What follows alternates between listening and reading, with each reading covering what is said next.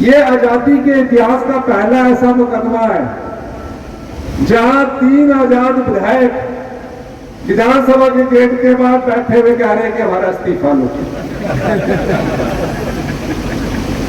भाई तुम्हारा इस्तीफा तुमने तो नालागढ़ की जनता ने चुनकर भेजा है, फिर क्या हुआ? अब जो स्पीकर होता है वो भी एक कोर्ट होता है, उसने बोला इस्तीफा मैं लूंगा। 1 महीना बाहर आप रहे हैं, हेलीकॉप्टर में घूमे हैं, 5 स्टार में घूमे हैं, अच्छी बात है घूमिए, लेकिन हम एक बार पूछे तो नोटिस जारी किया कि आप बताइए कि आप इस्तीफा, फिर आए कि हम इस्तीफा देना चाहते हैं। स्पीकर महोदय ने पूछा कि आप स्पीकर क्यों देना चाहते हैं? आज कांग्रेस की सरकार है, इसको समर्थन करो, और कल भारतीय जनता पार्टी की सरकार है कि आप उसको भी समर्थन कर सकते हैं, आपको तो कुछ नहीं बिगड़ेगा। कहते नहीं, मैं इस्तीफा देना चाहता, रकम बड़ी भारी है। क्या होगा? रकम बड़ी भारी है। अब अगर हम भागे तो पीछे अमित शाह लगा हुआ है। कौन लगा हुआ? मैंने पूछा उनसे कि 1 महीना आजाद को क्या रहने की जरूरत थी, आपको तो रोज ही हम घर आ जाना चाहिए था पंचकुला से। कहते अमित शाह का डर बड़ा है। मैंने क्या किया तुमने? रकम भारी है।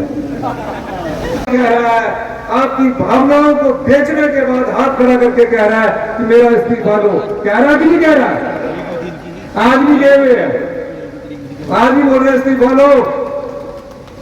मैं पूछना चाहता हूं, जो पार्टी जनता के दम पर सरकार नहीं बना सकी, अगर वो नोट के दम से जनता की भावनाओं को खिलवाड़ करेगी, जनता के वोट को छीनने की कोशिश करेगी, तो क्या जनता उन्हें माफ करेगी?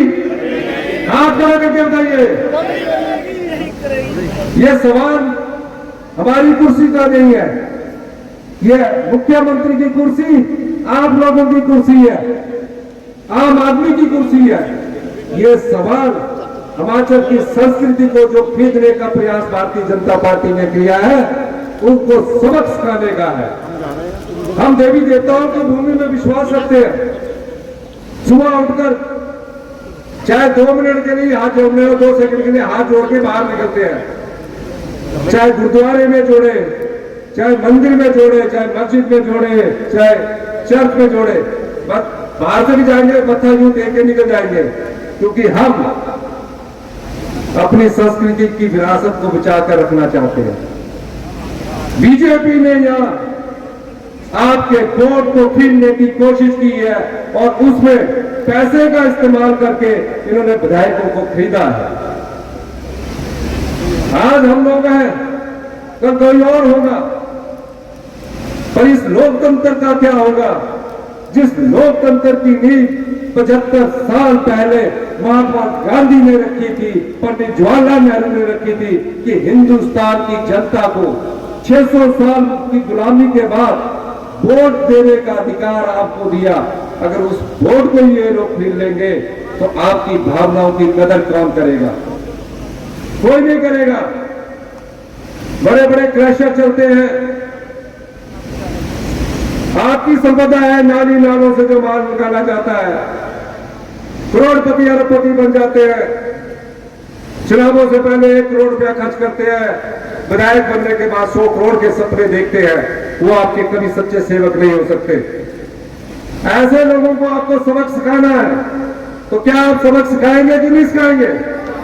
हाथ खड़ा करके जोर से बोलिए।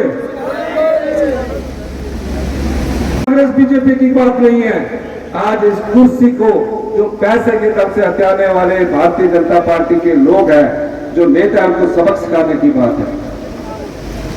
हम लोग आज हैं, कल हम नहीं होंगे, लेकिन इस प्रकार की राजनीति हिमाचल प्रदेश के लोगों की संस्कृति के खिलाफ है। मैं आज आपके बीच में आया हूं, मेरे आपने कोई भी आपने देख लेना, पहले दिन से मैं कहता हूं, हम सत्ता में सत्ता सुख के लिए नहीं आए हैं, हम व्यवस्था परिवर्तन करने के लिए आए हैं। हम ऐसी व्यवस्था चाहते हैं जहां किसान का सम्मान हो, महिलाओं का सम्मान हो, युवाओं को रोजगार के अवसर मिले और समाज के अंतिम विकास तक हमारी पहुंच पहुंचे। आप बताइए, हमारा चुनाव तो 2027 में होना है, हम क्यों ओल्ड पेंशन स्कीम देते, हम क्यों आंगनबाड़ी है चाहे और है उसमें हम हर साल पैसे बढ़ा रहे हैं? ये इसलिए क्योंकि ये पैसा आपका है, आपको मिलना चाहिए। और यहां के विधायक तो इतने धनवान है, सारी खड्डे खोद